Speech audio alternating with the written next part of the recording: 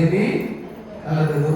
దేవుడే మనకు తోడై ఉన్నాడు, నీడై ఉన్నాడు కనుక ఎట్టి పరిస్థితుల్లో కూడా మనము దేవుణ్ణి విడిచిపెట్టకుండా దేవుణ్ణి హత్తుకొని మనం ముందుకు సాగిపోవాలనేసి సందర్భంగా మీకు అందరికీ నేను మనవి చేసుకుంటున్నాను. ప్రియమైనటువంటి దేవుని పిల్లారా, ముందుగా మనం అంశభాగం ఏంటంటే సృష్టి ధర్మం.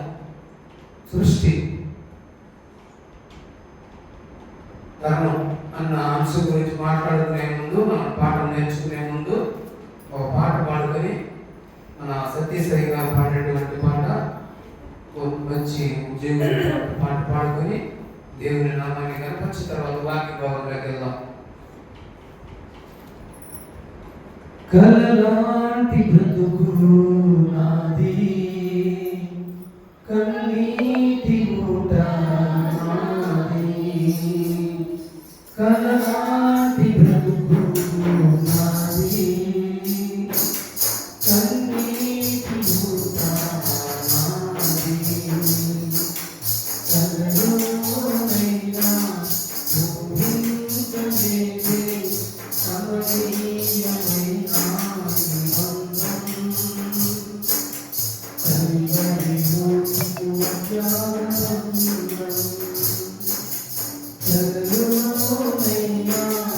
ఊహించలేని కమనీయమైన Thank you.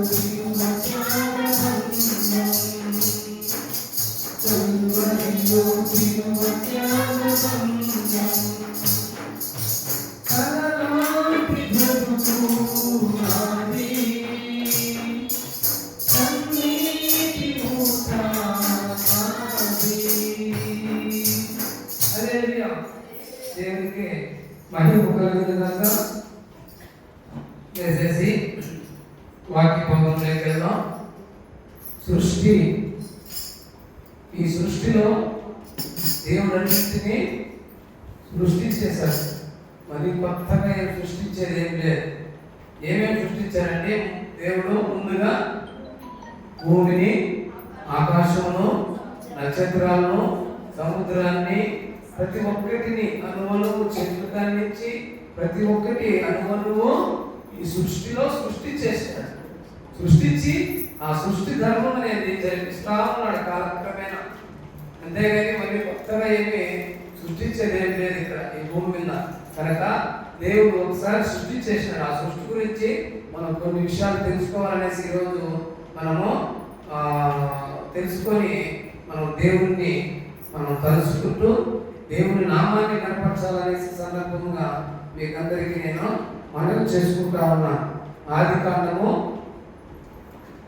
2వ అధ్యాయము 7వ వచనం ఒకసారి చదవండి సిస్టర్. దేవుడైన యెహోవా నేల మట్టితో నరుని నిర్మించి వారి నాసికారంధ్రములో జీవవాయువును ఊదగా నరుడు జీవాత్మ ఆయను. దేవునికి మహిమ కలుగును గాక. ఆనాడు మన ప్రభు అయినటువంటి యేసుక్రీస్తు అంటే తండ్రి అయినటువంటి దేవుడు యెహోవా, తండ్రి, కుమార, పరిశుద్ధాత్మ త్రియేక దేవుడు, మనం సేవిస్తున్నటువంటి దేవుడు. దేవుడు ఆనాడు ఏం చేశాడు? సృష్టిని అన్నింటినీ సృష్టించి దేవుడికి ఏదో ఒక కొత్తగా అనిపించింది. కొత్తగా అనిపించి నన్ను పోలినట్టుగా, ఎందుకంటే నేనున్నాను దేవుడు అనుకున్నాను, నేనున్నాను, నాలాంటి ఒక మనిషికి నేను జన్మనివ్వాలా అని చెప్పి ప్రేమతో ఆయన స్వహస్తాలతోనే మట్టితో తయారు చేసుకుంటాడు. మట్టితో మనిషిని తయారు చేసి నరుని నిర్మించి అంటే తయారు చేసుకుని వాని నాసిక రంధ్రాలలో జీవవాయువును ఊదినాడు. అంటే ఊపిరిని, గాలిని ఊదగా, జీవవాయువును ఊదగా నరుడు జీవాత్మ ఆయను అంటే ప్రాణము పోసాడు దేవుడు. అక్కడి నుంచి ఈ సృష్టి అనేది జరిగిందనమాట. ఎవరండి ఇక్కడ ఈ మనిషిని ఫస్ట్ మనం సృష్టించిందే? ఆయన పేరే తండ్రి అయినటువంటి యెహోవా తండ్రి మనిషిని నిర్మించాడు. ఎవరు నిర్మించాడో? ఎవరిని? ఆయన పేరే ఆదాము. ఆలోచిస్తా ఉన్నారు, ఆదామా కాదా, చేద్దామా వద్దా అన్నట్టుగా. ఆదాముని మొట్టమొదటిసారిగా ఆయన తయారు చేయడం జరిగింది. మనిషిని అంత ప్రేమగా తయారు చేసుకుని ఆయన జీవవాయువు ఊదాడు. నాసికారంధ్రాల ద్వారా జీవవాయువు ఊదితే మనిషిగా తయారు చేసినాడు. మనిషికి ఏం కావాలంటే మెయిన్ ఇంపార్టెంట్ ఆహారం కావాలి. ఆహారాన్ని ఏదైనా కొట్లో మొత్తం ఆయన సకలము అక్కడ నింపబడ్డాయి. ఇక్కడ మనం చూసుకున్నట్లయితే 18 కూడా చదవండి సిస్టర్. 2:18. మరియు దేవుడైన యెహోవా నరుడు ఒంటరిగా ఉండటం మంచిది కాదు, వానికి సాటి అయిన సహాయమును వారి కొరకు చేయదుము అనుకునేను. ఏమనుకున్నాడంటే, అయ్యో ఒంటరిగా ఉన్నాడే మనిషి, ఆదాము ఒంటరిగా ఉన్నాడే, ఈయనకి సాటి అయినటువంటి మనిషిని ఒకరిని తయారు చేద్దాము అనుకుని అక్కడ ఏం జరిగింది? 21 నుంచి 24 వచనాలు ఒకసారి చదువుదామా? అప్పుడు దేవుడైన యెహోవా ఆదామునకు గాఢ నిద్ర కలగజేసి అతడు నిద్రించినప్పుడు అతని ప్రక్కటి ముక్కులలో ఒక దానిని తీసి ఆ చోటును మాంసంతో పూడ్చివేయడం జరిగింది. ప్రియమైనటువంటి దేవుని బిడ్డలారా, ఇక్కడ మనం బహు జాగ్రత్తగా మనము పరిశీలన చేస్తే ఆదాముకు గాఢ నిద్రని కలగజేయడం. ఈరోజు మనము ఇప్పుడు మనం గాఢ నిద్ర కలగాలంటే ఏం చేయాలి అక్కడ? గాఢ నిద్ర రావాలంటే ఏం చేయాలి అక్కడ? అతనికి మత్తు రావాలి. ఆ మత్తుని దేవుడు కలిగజేస్తున్నాడు అక్కడ. ఆ మత్తు గాఢంగా ఇప్పుడు పక్కన ఎముకని, ఆ ఎముకను తీస్తా అంటే కూడా అంత నిద్ర రాలేదు, మెలకు రాలేదంటే అంత గాఢ నిద్రలోకి దేవుడు పంపించినాడు. తర్వాత దేవుడైన యెహోవా తాను ఆదాము నుండి తీసిన ప్రక్కటెముకను స్త్రీనిగా నిర్మించి ఆమె ఆదాము వద్దకు తీసుకుని వచ్చాను. ఇక్కడ మనం బహు జాగ్రత్తగా చూసినట్లయితే అప్పుడు ఆదాము ఇట్లనేను, నా ఎముకలో ఒక ఎముక, నా మాంసంలో మాంసము, ఇది నరులలో నుండి తీయబడిన గనక నారి అనబడును. కాబట్టి పురుషుడు తన తల్లిని తన తండ్రిని విడిచి తన భార్యను హత్తుకొనును, వారు ఏక శరీరమై ఉందురు అంటున్నాడు దేవుడు. ఆదాము కోసం అవ్వను తయారు చేసినాడు. ఆయన ఎలా తయారు చేశాడు? ఆయన పక్కటెముకలో నుంచి ఒక ఎముకను తీసి ఆయన్ని ఒక నారీగా తయారు చేసినాడు. ఇక్కడ ఏక శరీరము కనుక దాపరికాలు ఉండకూడదు అంటున్నాడు. అక్కడ దాపరికాలు ఉన్నాయా లేదా? అక్కడ ఆదాము దాపరికాలు ఉన్నాయా? ఉన్నాయి. ఎట్లున్నాయి? నీకు ఏదైనా తోటలో అన్ని పండ్లను ఇచ్చేసారండి.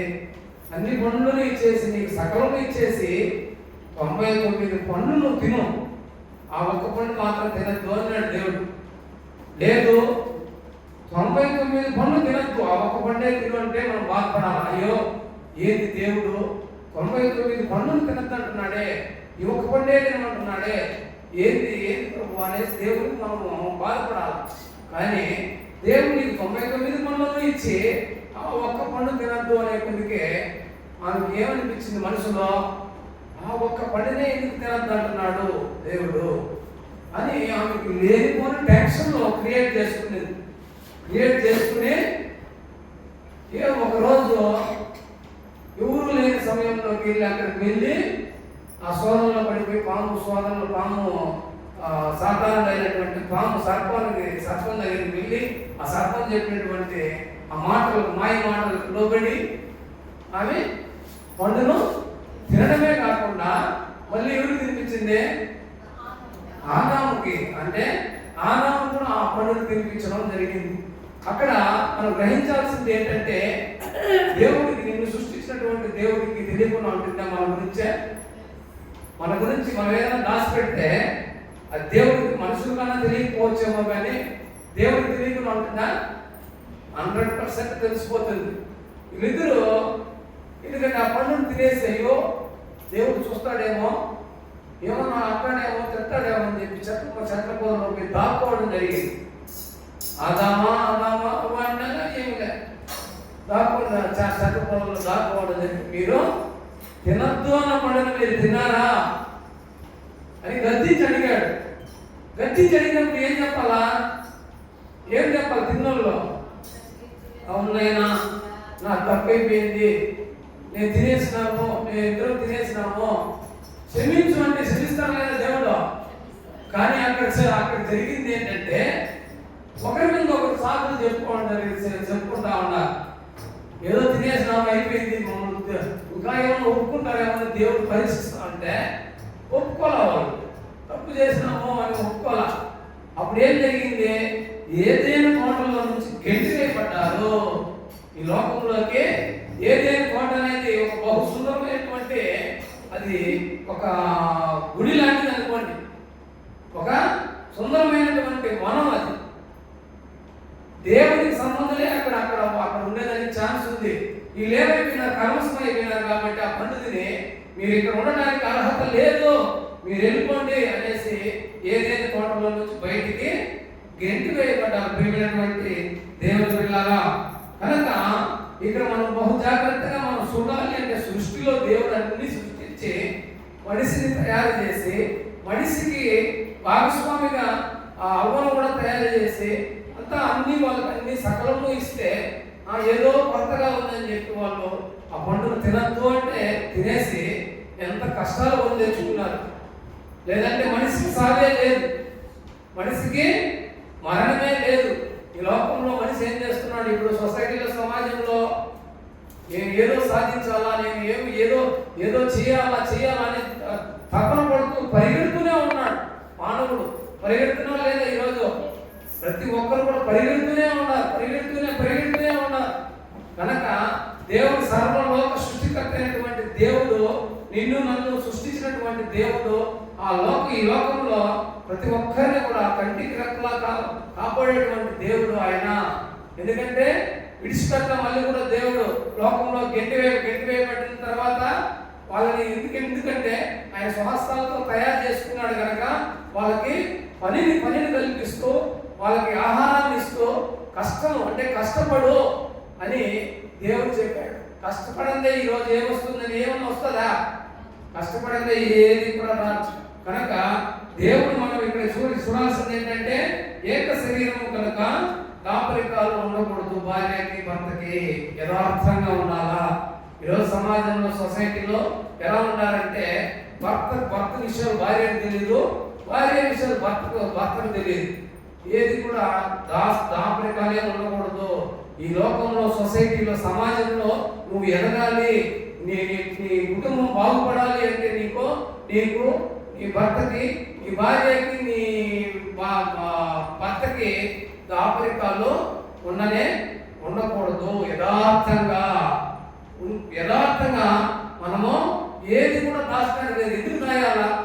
ఎందుకు దాచిపెట్టాలి? మనము ప్రతి ఒక్కటి కూడా దాపరికాలు లేకుండా. ఎందుకంటే సాటి అయినటువంటి మనకు దేవుడు సాటి అయినటువంటి దేవుడు నిన్ను నన్ను ప్రతి ఒక్కరిని తయారు చేసినప్పుడు ఒక ఏక శరీరంగా తయారు చేయాలి భార్యని భర్తని. అటువంటిప్పుడు దాపరికాలు ఉండకూడదు.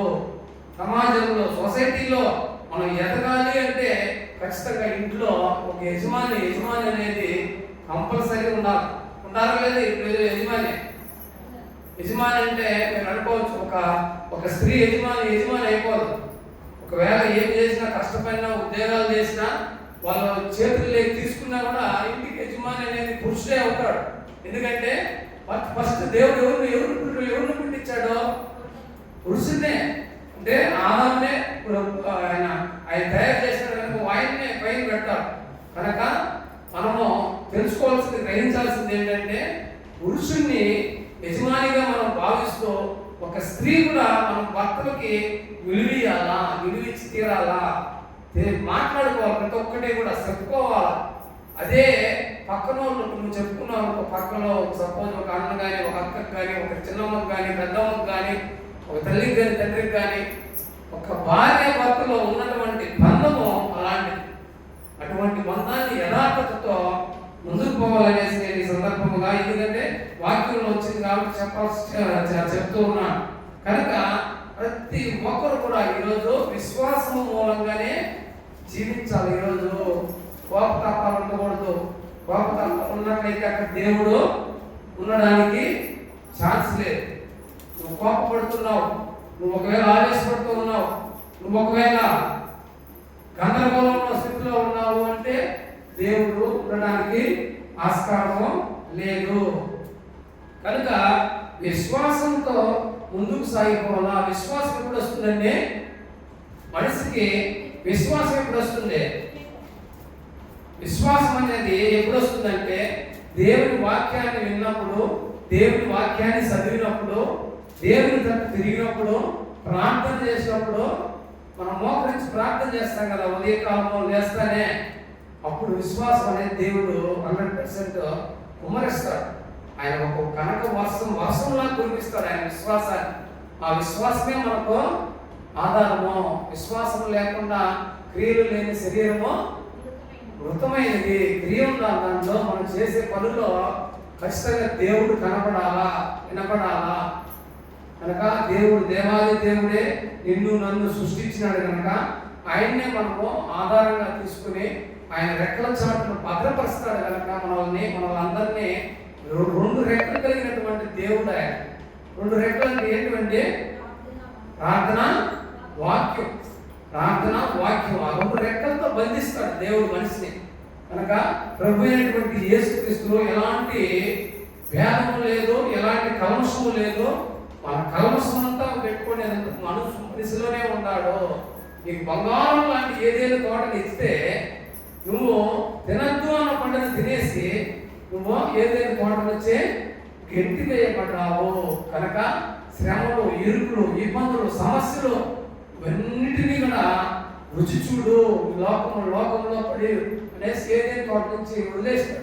అంతకుముందు ఎంత ప్రశాంతత ఉండేది వాళ్ళకి, ఎంత హ్యాపీగా ఉండేవాళ్ళు, శాంతమైనటువంటి జీవితం జీవించేవాళ్ళు. కానీ చివరికి అవ్వ ఆయన మనసుని మార్చేసింది. ఆదాము మనసు మార్చేసింది. ఆయనకు పండును తినిపించేసింది. తినద్దు అన్న పండుని అడిగితే ఒప్పుకున్నారండి. దేవుడు అడిగితే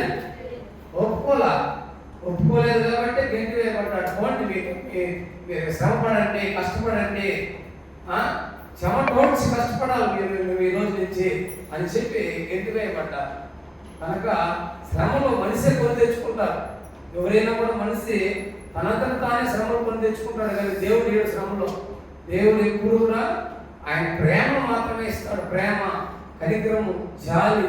ప్రభువైనటువంటి యేసుక్రీస్తును ఎందుకు చూడండి, ఈ మనసులో ఈ మాయలోకం అంట. మనుషులు మన మాయలోకం ఇది మాయ లోకం లాంటి. ఎందుకు చెప్తున్నామంటే ప్రభువైనటువంటి యేసుక్రీస్తుని ఆయన చేస్తున్నటువంటి అద్భుతాలను చూసి వారలేక జనాలు ఈ యేసు ప్రభునే అర్థం చేసి ఉండకూడదు, మంచిగా ఆయన ఏ చెడు పని చేయాల, ఏ నచ్చని పని చేయాల, అద్భుతాలు చేసినాడు. చూపు లేని వాళ్ళకి చూపు తెప్పిస్తున్నాడు, కుంటోళ్ళని నడవగలిగే సామర్థ్యం చేశాడు. వ్యాధి బాధతున్న వాళ్ళని లేపుతా ఉన్నాడు ప్రార్థన ద్వారా. వాళ్ళు ముట్టి స్వస్థతలు ఎన్నెన్నో జరుగుతూ ఉన్నాయి.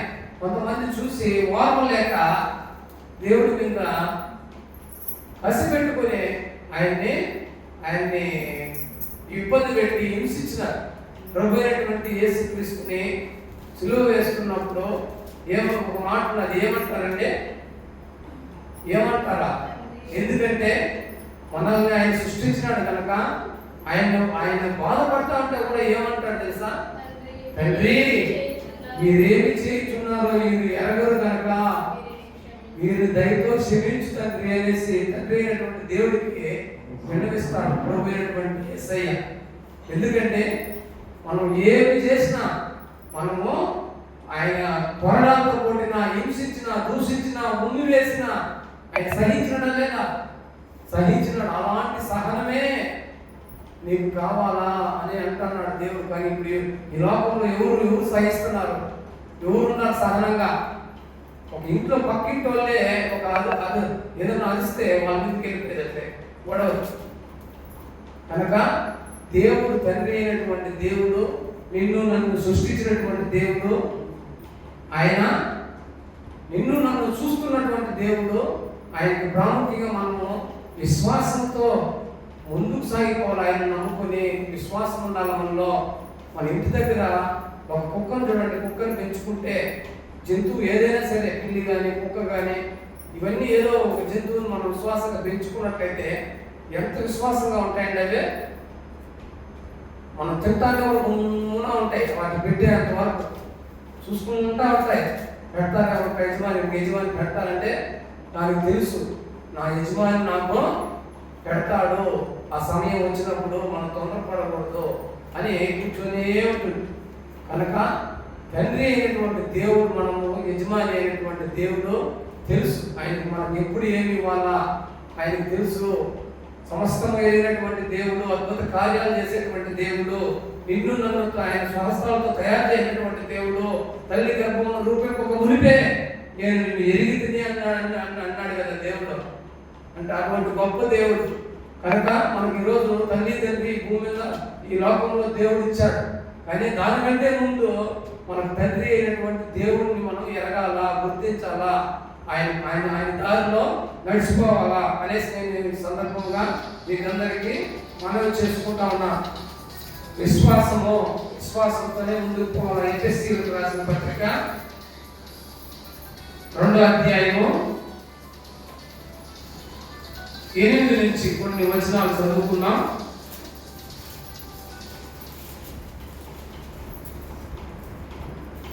మీరు విశ్వాసం ద్వారా కృపచేతనే రక్షింపబడి ఉన్నారు. ఇది మీ వలన కలిగినది కాదు, దేవుని వరమే అంటారు. చూడండి, ఇక్కడ మనం చూడాల్సింది ఏంటంటే, మీరు విశ్వాసము ద్వారా కృప చేతనే రక్షింపబడి ఉన్నారు. ఆ విశ్వాసాన్ని మనలో గట్టిగా నాటుకోవాలి. విశ్వాసంతో నాకు దేవుడు ఉన్నాడు అనే విశ్వాసము మనలో గట్టిగా దృఢంగా నాటుకోవాలట. ఎందుకంటే ఇది మీ వలన కలిగినది కాదు, దేవుని వరమే. విశ్వాసం అనేది దేవుడు ఇచ్చిందే. ఆ విశ్వాసాన్ని మన మదిలో దాచుకుని మనము మన ఆత్మని నింపుకోవాలి. ఈరోజు చూడండి, ఒక బెలూన్ తీసుకోండి. బెలూన్ తీసుకొని ఒక తొట్టిలో దాంట్లో గాలి నింపండి. నింపేసి అంత బెలూన్ని బాగా అలవండి, కిందికి పోతుంది. అంటే చెయ్యి పైకి ఎత్తండి, అప్పుడు అక్కడే ఉంటుందో వచ్చేస్తుంది పైకి. బెలూన్ పైకి వచ్చేస్తుంది. ఎందుకు వచ్చేస్తుంది పైకి?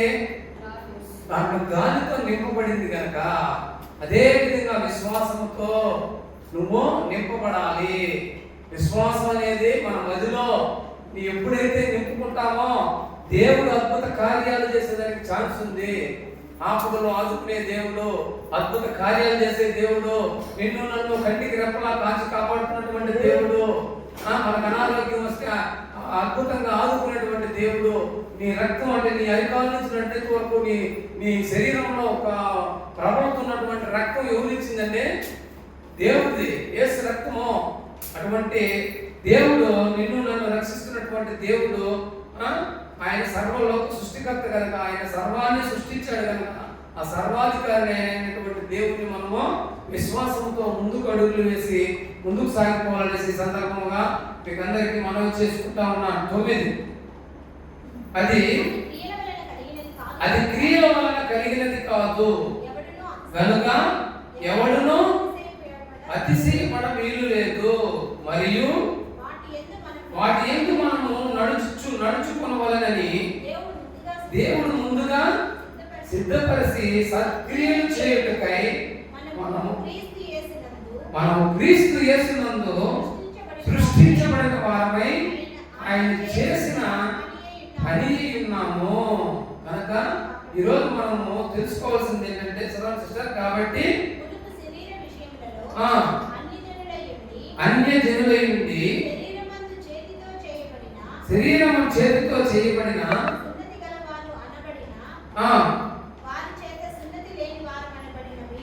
చాలు సిస్టర్, 10 వరకు చాలు.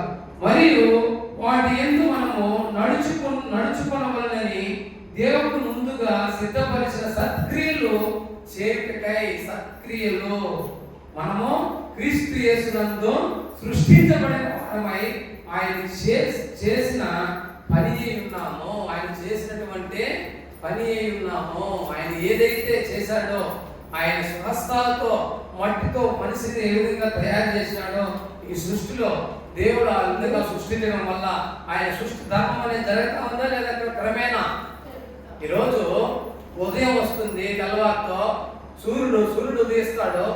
తర్వాత మధ్యాహ్నం అవుతుంది. మట్ట మధ్యాహ్నం అంటాం కదా, మిట్ట మధ్యాహ్నం అంటాం కదా పైన. అలాగే సాయంత్రం అయితే వెళ్ళిపోతాడు. అదే విధంగా రొటీన్గా రోజు జరుగుతుందా లేదా? మళ్ళీ తయారు చేస్తాడు దేవుడు, ఏమి చేయడు. అదే విధంగా మనిషిని కూడా ఒకేసారి తయారు చేసినాడు. కానీ సృష్టి ధర్మం అంతా కాలక్రమేణా జరుగుతూ ఉంది. మనకు జనవరి వస్తే ఏమొస్తాయి? శీతాకాలము. అలాగే మళ్ళా మే నెల, ఇప్పుడు మే నెలలో ఏమున్నాయి? ఎక్కువ ఎండాకాలము. మళ్ళీ ఏమొస్తుంది? జూన్ నెలలో వానాకాలం వస్తుంది, వర్షాకాలం. ఈ విధంగా రొటీన్గా తిరుగుతా పోతుందా లేదా? ఎన్నికెట్ వస్తుందా? దేవుడు ఒకసారి తయారు చేసినాడు. ఇట్లా వీళ్ళు ఇప్పుడు స్కూటర్ మనం తోలేటప్పుడు ముందుకు తిరుగుతుందా, వెనక్కి తిరుగుతుందా? ఆ స్కూటర్ కూడా ముందుకు ఏ విధంగా చక్రం ముందుకు తిరుగుతుందో అదే విధంగా కాలం కూడా తిరుగుతూ ఉంది. ఆ కాలానికి అనుగుణంగా మనం కూడా పోతా ఉంటాము. ఈరోజు పుట్టినటువంటి బిడ్డ కాలక్రమేణా పెద్ద అవుతున్నారా లేదా? వృద్ధాప్యం అయిపోతున్నారా లేదా? మరణిస్తున్నారా లేదా? వెళ్ళిపోతున్నారా లేదా? ఇదంతా కూడా సృష్టి ధర్మము. ఈరోజు మనం ఇదే విధంగా అంటే ఇంకొక 10 సంవత్సరాలు ఇట్లే ఉంటాం అనుకుంటున్నారా? లేదు. దేవుడు సృష్టి ధర్మము ఆయన చేతిలోనే ఉంది. ఆయనతోనే మనం ముందుకు పోవాలా, ఆయనతోనే మనం సాగిపోవాలా. అటువంటి గొప్ప దేవుడు మనం సేవిస్తున్నటువంటి దేవుడు, ఆ తండ్రి అయినటువంటి దేవుని ముగించేస్తాం. ప్రియమైనటువంటి దేవుని పిల్లరా, నిత్యమైన భద్రతతో నువ్వు ముందుకు సాగిపోవాలా అంటే ఉన్నాడు దేవుడు. ఈ రోజు నిన్ను నన్ను ప్రతి ఒక్కరిని కూడా నిత్యమైనటువంటి భద్రతతో, అంటే ఎఫెసీయులకు 4:30లో ఈ విధంగా ఉంది, దేవుని పరిశుద్ధాత్మను దుఃఖపరచుకుడి, విమోచన దినము వరకు ఆయన యందు మీరు ముద్రించబడి ఉన్నారు ఆయన యందు. ఎందుకంటే ఆయన మనల్ని తయారు చేసినాడు. తయారు చేసి దేవుడు తల్లి గర్భంలో రూపంలో మునిపే నిన్ను ఎరిగితిని అని అన్నాడు కనుక, ఆయన స్వహస్తాలతో ఫస్ట్ గానే మనల్ని క్రియేట్ చేశాడు కనుక, సమస్తమైన 31లో ఈ విధంగా ఉంది, సమస్తమైన ద్వేషము, కోపము, క్రోధము, అల్లరి, దూషణ, సకలమైన దుష్టత్వము మీరు విసర్జించి జీవించండి అంటున్నాడు. ఇదే నిత్యమైనటువంటి భద్రత. ఎవరు ఒకరి జోలికి వెళ్ళొద్దు, ఒకరిని నిందించద్దు, ఒకరిని తిట్టద్దు, ఒకరిని దూషించద్దు. నిత్యమైన భద్రత నీకు ఉండాలి అంటే సమస్తమైనటువంటి ద్వేషం నీలో ఉండటానికి వీలు లేదు, కోపం ఉండటానికి వీలు లేదు, క్రోధము ఉండటానికి వీలు లేదు, అల్లరి చిల్లరగా నువ్వు జీవించకూడదు, దూషణలో తిట్టుకునేటువంటి మాటలో సకలమైనటువంటి దుష్టత్వము మీరు విసర్జించాలా అంటున్నాడు దేవుడు. ఈరోజు విసర్జిస్తామా లేదా? ప్రతి ఒక్కరు కూడా మనం అన్నిటికీ కూడా మనలో ఇలాంటివన్నీ ఉన్నాయంటే దేవుడు మనలో ఉండే ఛాన్స్ లేదు కనుక నిత్యమైనటువంటి భద్రతతో మనం ముందుకు సాగిపోవాలి. నీలో దాపరికం ఉండకూడదు. ఏది అడిగినా సరే భర్త భార్య అని ఏది అడిగినా ఖచ్చితంగా చెప్పాల్సిందే. భార్యని భర్త, భర్తని భార్య, ఎవరిని అడిగినా ఏదన్నా టక్ టక్ అని సమాధానం చెప్పుకోవాలా. దాచిపెట్టినావంటే జాగ్రత్త, ఏది నువ్వు నశించుటకే అది. ఏది కూడా దాచిపెట్టద్దు సంసారంలో కానీ. ఏది కూడా మనం దాచిపెడితే ఏమైపోతుంది? దేవుడు ఉంటాడు అక్కడ, ఉండడానికి ఛాన్స్ లేదు. ఏదైనా మీరు చెప్పుకోండి. ఏదైనా మన కుటుంబంలో పిల్లలు కానీ పెద్దలు కానీ ప్రతి ఒక్కరు కూడా ప్రేమ కలిగి జీవించండి. నిత్యమైన భద్రతతో ముందుకు సాగిపోవాలనే సందర్భంగా మీకు అందరికీ నేను మనవి చేసుకుంటూ, నేను ఈ దేవుడు ఇచ్చినటువంటి చిన్న వాక్యాన్ని దేవుడు దీవించి ఆశీర్వదించును గాక. ఆమె చెప్పకపోతే దేవుని మహిమపడతాం. స్తోత్రం స్తోత్రం స్తోత్రం. దేవునికి మహిమ.